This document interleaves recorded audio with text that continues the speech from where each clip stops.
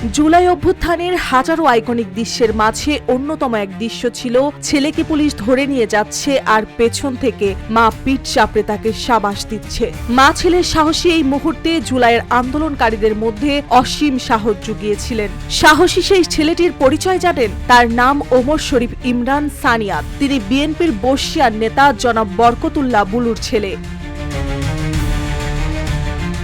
জুলাই আন্দোলনে স্বয়ংক্রিয় থাকার কারণে সানিয়াতকে ডিবি ধরে নিয়ে যায়। জানা যায় সেদিন অবর্ণনীয় নির্যাতন চলেছিল সানিয়াতের ওপর।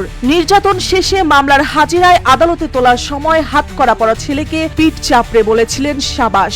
ব্যাস মুহূর্তেই সোশ্যাল মিডিয়াতে মা ছেলে সেই দৃশ্য ভাইরাল বনে গিয়েছিলেন।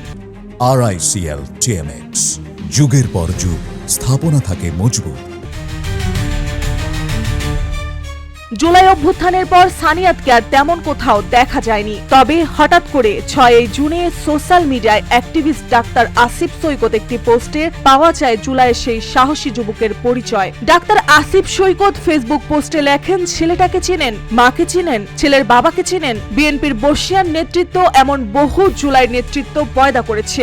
এতটুকু শিখিয়েছে বাবার নেতৃত্ব দিবি জুলুমের, শিকার হবি তাও অধ্যস্ত দেখাবি না, বিপ্লব চুরি করে শেষনামও করবি না।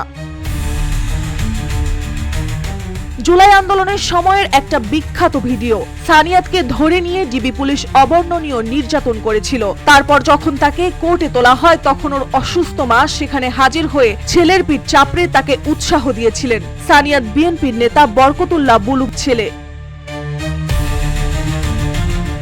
ডাক্তার আসিফ সৈকতের সে পোস্টে অনেকে কমেন্টও করেন।